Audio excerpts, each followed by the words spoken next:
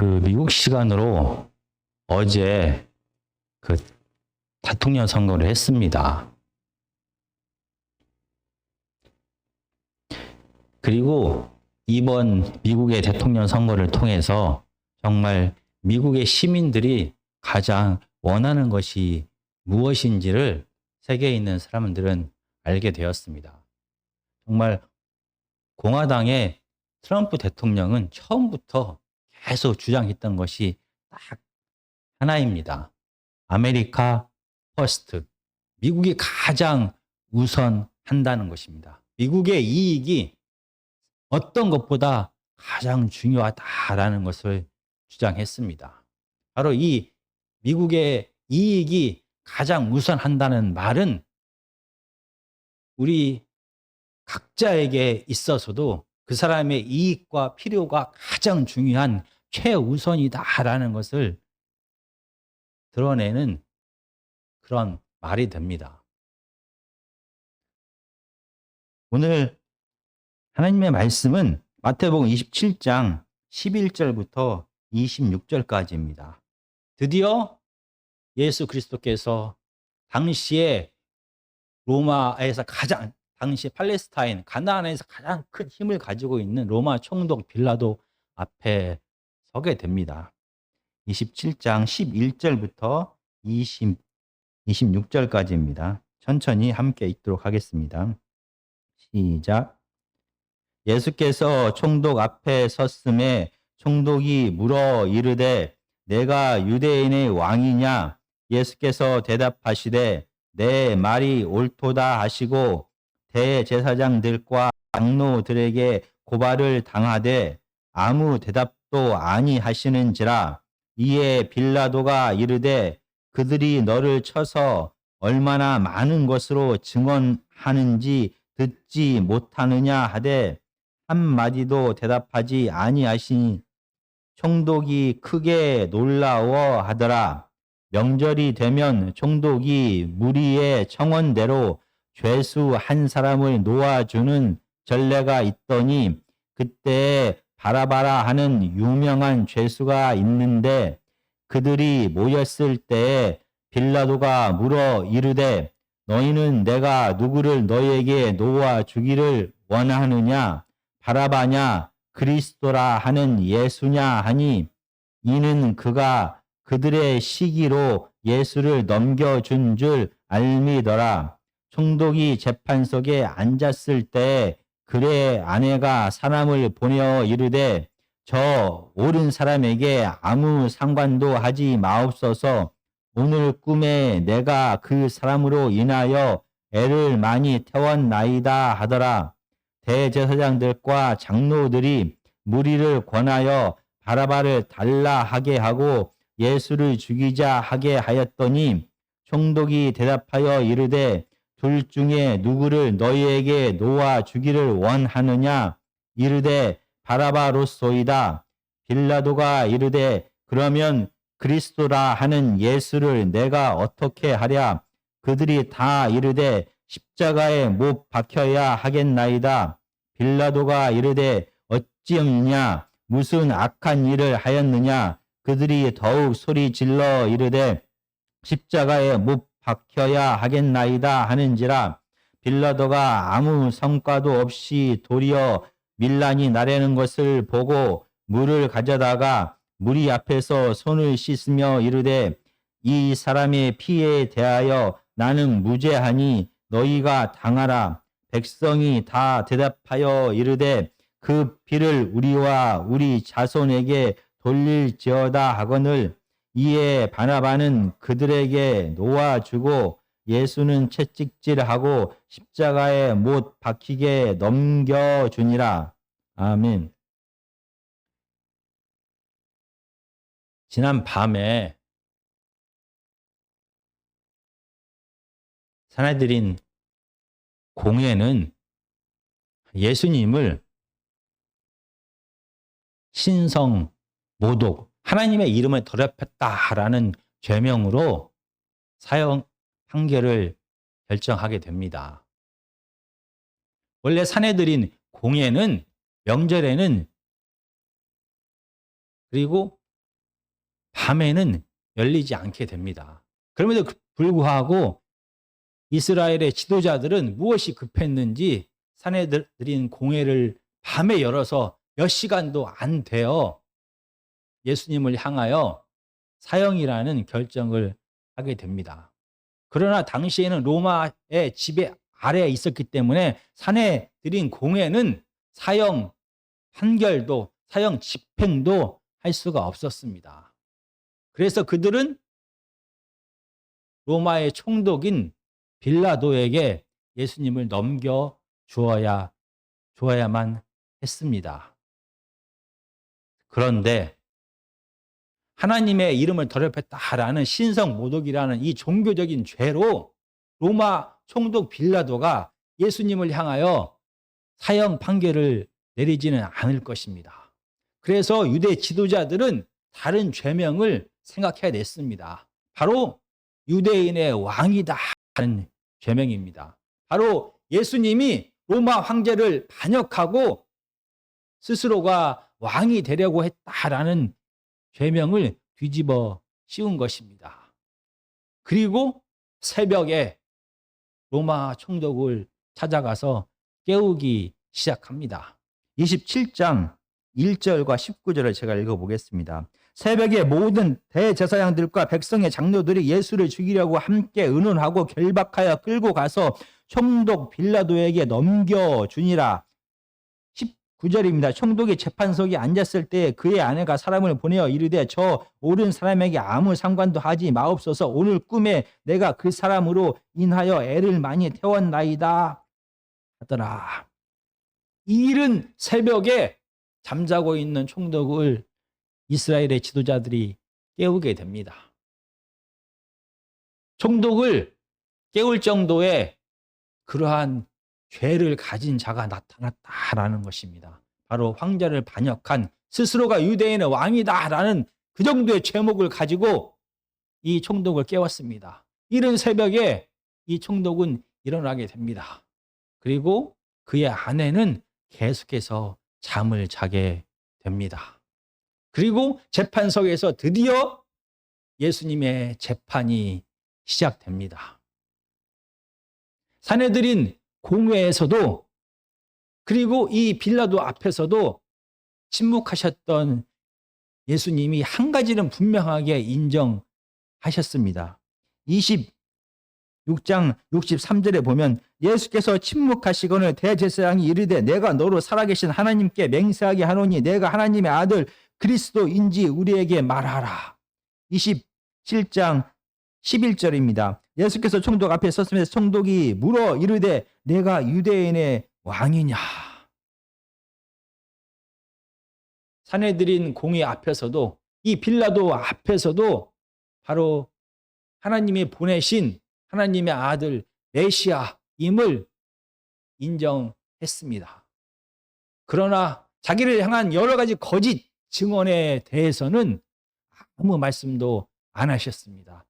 사내들인 공회뿐만이 아니라 오늘 본문에 빌라도 앞에서도 14절에 보면 한마디도 대답하지 아니하시니 총독이 크게 놀라워하더라.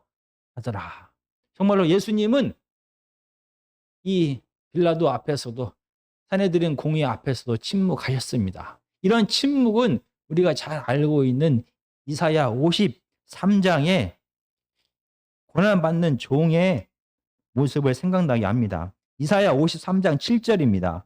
그가 곤욕을 당하여 괴로울 때에도 그의 입을 열지 아니하였음이여 마치 도수장에 끌려가는 어린 양과 털 깎는 자 앞에서 잠잠한 양같이 그의 입을 열지 아니하였도다. 바로 이사야 53장은 하나님께서 보내실 메시아, 그 메시아가 고난받는 종이고 그분은 고난 앞에서 입을 열지 않고 잠잠했다라는 것을 기록합니다. 마치 이사야 53장의 고난받는 종의 모습처럼 이 재판 앞에서 예수님은 침묵하셨습니다. 빌라도는 이 모습을 보고 이해할 수가 없습니다. 아무리 자기가 큰 죄를 지었다 할지라도 그동안 빌라도는 많은 재판을 통하여 이 죄인들은 자기의 죄를 변명하거나 자기의 죄가 억울하다고 말하거나 자기의 죄를 감추거나 해왔습니다. 그러나 지금 예수님, 이 빌라도 앞에 서 있는 이 스스로가 사람들이 말하는 유대인의 왕이다라고 말하는 예수님은 아무런 변명을 하고 있지 않습니다. 지금까지 이렇게 자기에 대하여 자기를 변호하거나 자기에 대하여 억울하다고 얘기하지 않는 침묵하는 죄인을 본 적이 없습니다. 빌라도는 너무나 깜짝 놀랐습니다. 더더욱 그가 놀란 이유는 예수님이 죄가 없다라는 것을 그는 알았습니다. 27장 18절에 보면 이렇게 말합니다. 이는 그가 그들의 시기로 예수를 넘겨준 줄 알미더라. 지금 유대 지도자들이 예수님을 사형에 해당한다, 예수님이 황제를 거역한 반역죄를 지었다라고 말했지만, 이 빌라도는 바로 유대 지도자들이 예수님 때문에 그들의 위치가, 그들의 지위가, 그들의 명예가 흔들리자, 그의 입지가 좁아지자 시기 때문에 예수님을 지금 모함하고 있다라는 것을 알았습니다. 유대 지도자들, 대제사장들과 장로들과 바리새인들은 하나님 나라가 먼저가 아니었습니다. 그들에게 가장 먼저인 것은, 가장 중요한 것은 그들의 이익과 필요, 자기 자신이 원하는 것이었습니다. 그래서 아무런 죄도 없는 예수님을 자기의 위치가 흔들리자 모함하여 십자가에 달려 죽게 하고 있는 것입니다.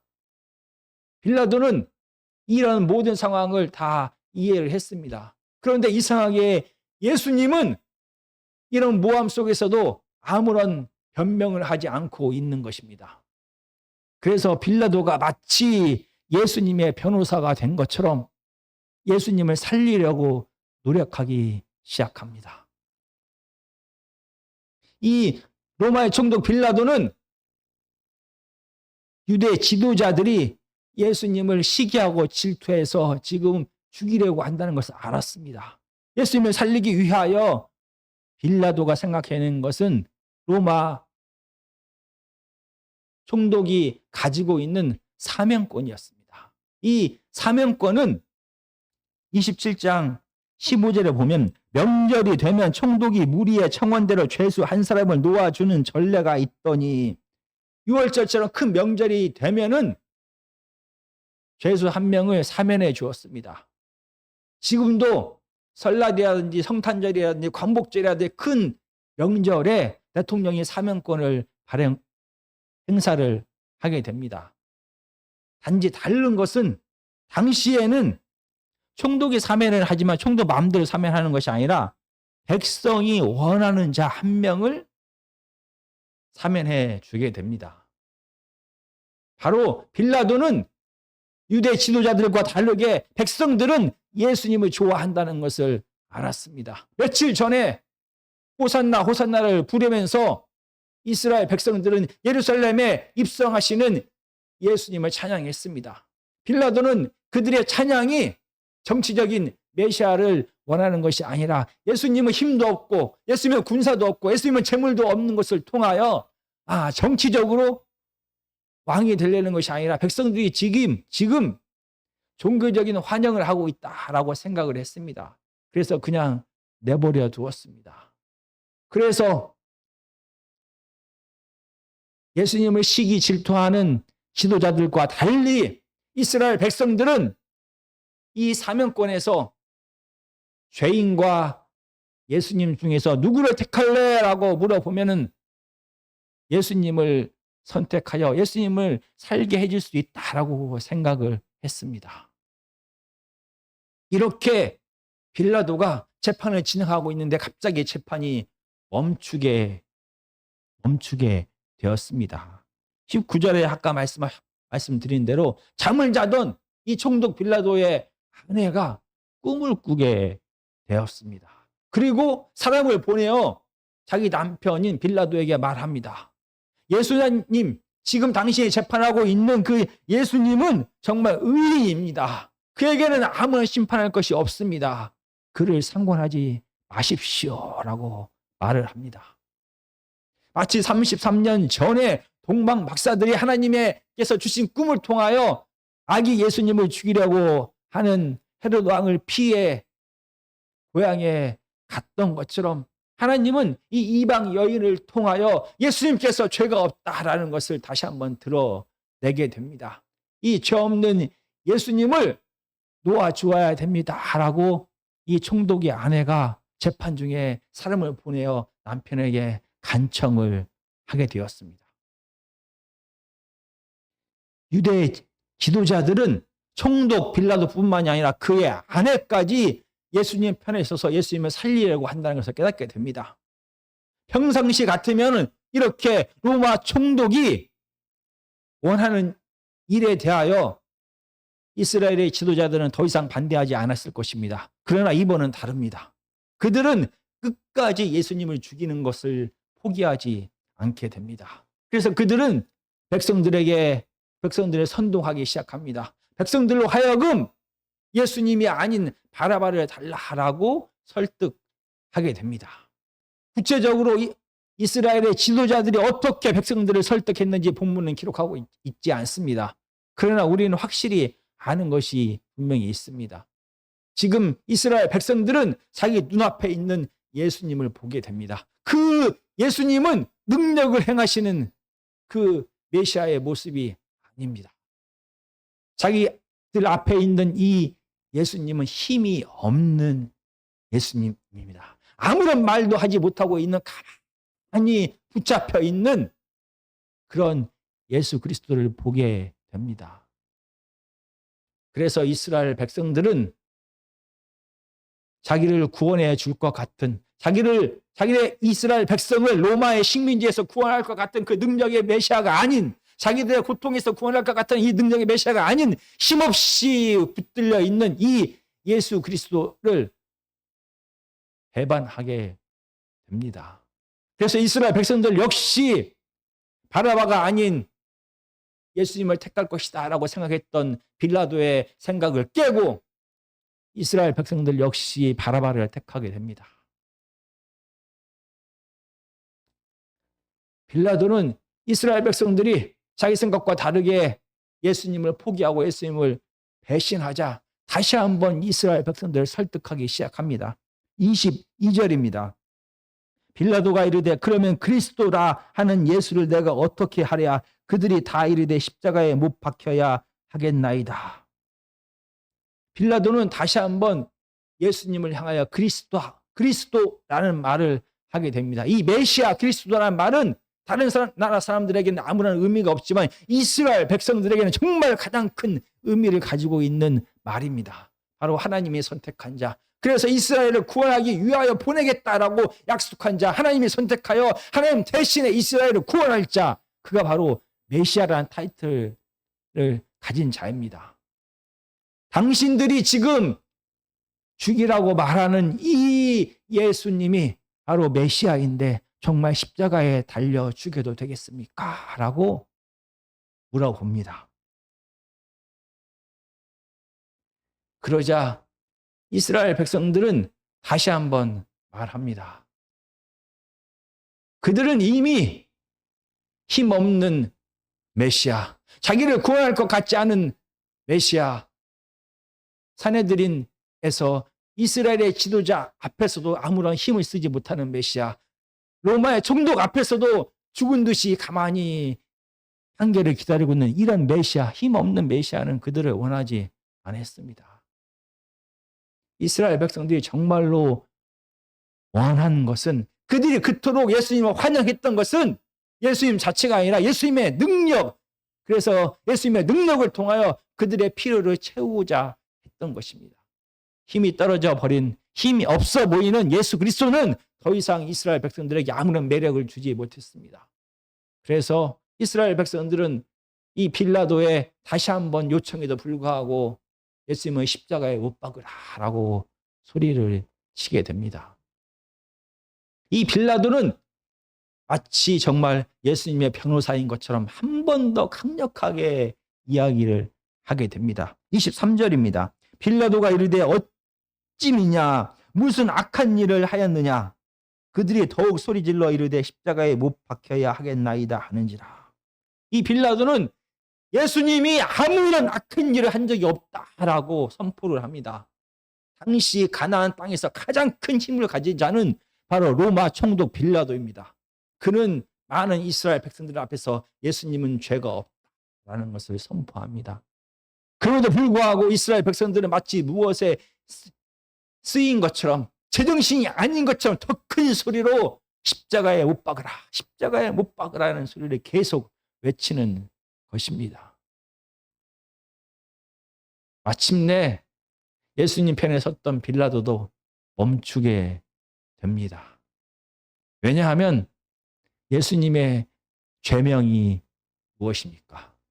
황제를 반역한 자, 유대인의 왕이다 말하는 죄명을 가진 자입니다. 만약에 로마 황제가, 로마의 총독이, 빌라도가 끝까지 자기가 스스로 왕이다라고 말하는 이 예수 그리스도를 살려 주었다라고 하면 아마 빌라도는 로마 총독의 심판을 받게 될 것입니다. 결국 빌라도 역시 자기의 위치가 가장 중요했습니다. 자기의 이익이, 자기의 필요가 가장 중요했습니다. 아무리 그가 법률적으로, 도덕적으로, 양식적으로 예수 그리스도가 죄가 없기 때문에 그를 살려주려고 했지만 그의 이익이, 그의 자리가, 그의 위치가 위협받게 되었을 때 결국 빌라도는 예수님을 십자가에 넘겨주는 결정을 하게 됩니다. 빌라도 역시 가장 중요한 것은 자기의 이익, 자기의 지위였던 것입니다. 오늘 본문은 이렇게 정도의 차이가 있지만 이 이스라엘의 지도자들 역시 그들의 가장 중요하게 생각하는 것은 그들의 이익과 필요였습니다. 이스라엘 백성들 역시 그들에게 가장 중요한 것은 그들의 고통을, 그들의 문제를 해결할, 그들의 필요를 채워주는 것이 가장 중요했습니다. 예수님 편에서 변호사처럼 예수님을 변호했지만 빌라도 역시 가장 중요한 것은 그의 지위를, 그의 위치를 지키는 것이었습니다. 이렇게 사람들에게 있어서 가장 중요한 것은 자기 자신의 이익과 필요를 지키는 것이었습니다. 그 결과 예수님은 십자가를 지게 된 것입니다. 오늘 본문은 반복적으로 두 가지 사항에 대하여 계속해서 이야기합니다. 마태복음 27장 4절에 보면은 가룟 유다가 이렇게 말합니다. 이르되 내가 무죄한 피를 팔고 죄를 범하였도다. 예수님을 팔았던 가룟 유다조차도 그는 내가 무죄한 피를 흘렸다, 예수님은 아무런 죄가 없다라는 것을 고백했습니다. 마찬가지로 오늘 본문 이 빌라도의 법정 앞에서도 이방인의 입을 통하여 예수 그리스도는 아무런 죄가 없다라는 것을 반복적으로 이야기합니다. 예수님은 종교적으로, 법적으로, 로마 법으로도 십자가에서 죽을 만큼, 죽을 만한 죄를 지은 것이 전혀 없다. 그는 의인이다. 그는 무죄한 자다라는 것을 반복적으로 오늘 본문은 이야기하고 있습니다. 두 번째로 반복적으로 이야기하는 것은 예수님께서 아무런 죄가 없음에도 불구하고 그럼 왜 십자가에 달려 죽었는지 그 이유에 대하여 반복적으로 이야기합니다. 바로 유대 지도자들의 죄성, 이기심, 유대 백성들의 자기 자신이 가장 중요하다라고 생각하는 이 자기의 필요, 자기의 죄성, 그리고 끝까지 예수님을 변호하지 못한 빌라도의 자기 자신을 위하는 이 죄성 때문이다라는 것을 반복적으로 이야기하고 있습니다. 아무런 죄도 없는 예수님이 사람의 죄성 때문에 십자가에 달려 죽게 되었다라는 것을 반복적으로 이야기하고 있습니다. 아무런 죄도 없는 예수님은 그런데 사람들과 다르게 자기의 이익에 따라, 자기의 필요에 따라서 움직이는 것이 아니라 하나님의 뜻에 온전히 순종했다라는 것을 강조합니다. 자기의 이익을 대변하지 아니하고 자기의 이익을 변호하지 아니하고 아무런 죄도 없음에도 불구하고 예수님은 하나님 앞에 온전히 순종하고 십자가의 잔을 마셨다라는 것을 강조합니다. 그 결과 온 세상의 죄를 대신 담당한 고난의 종의 사명은 이렇게 완성된 것입니다. 예수 그리스도, 죄 없는 그분이 온 세상의 죄를 대신 다 담당하고 십자가에 죽게 되었습니다. 하나님의 뜻이 성취된 것입니다. 정말 자기 자신이 가장 중요한, 나의 이익과 나의 필요가 가장 중요한 시대를 우리는 살아갑니다.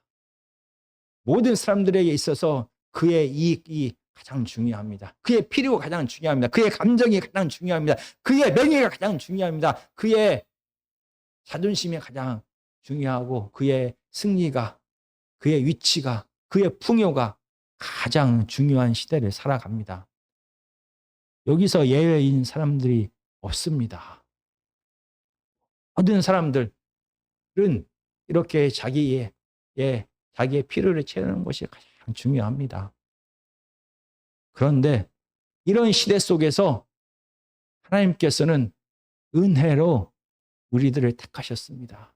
하나님의 자녀 삼으셨습니다. 예수 그리스도의 제자 삼아 주셨습니다. 자기의 이익이 가장 중요한 시대 속에서 우리는 이 땅에서, 이 세상에서, 이런 시대 풍조 속에서 이런 사람들과 함께 이 땅을 살아갑니다. 이런 죄성이 가득한 세상 속에서 그러면 하나님의 부름을 받은 하나님의 자녀들은, 예수 그리스도의 제자는 어떻게 살아가야 하는 것입니까? 예수님처럼 세상의 죄의 짐을 대신 짊어지고 자기의 이익을 변호하지 않는 침묵하는 모습으로 하나님 앞에 온전히 순종하는 모습으로 살아갈 것인지, 아니면 세상 사람들처럼 자기의 이익에 따라서 살아갈 것인지 우리는 결정하면서 살아가야 하는 것입니다. 그런데 하나님의 자녀는, 예수 그리스도의 제자는 예수 그리스도의 삶을 따라가는 자인 것입니다. 우리가 어떻게 살아가야 될지, 이 힘과 쾌락을 추구하는 사회 속에서 어떻게 살아가야 될지 오늘 말씀을 통하여 다시 한번 기도하고 하나님 앞에 나아가는 우리가 되어야 하는 것입니다. 우리의 힘과 능력과 지혜와 의지로는 우리 역시 예수 그리스도를 배반한 많은 사람들처럼 자기의 힘을 쫓아가며 자기의 쾌락을 쫓아가며 살아갈 수밖에 없다는 것을 다시 한번 깨닫고 하나님 앞에 나아가서 하나님께서 주신 힘으로 예수 그리스도의 삶을, 십자가의 삶을 끝까지 쫓아가는 저와 여러분이 되기를 간절히 기도드립니다.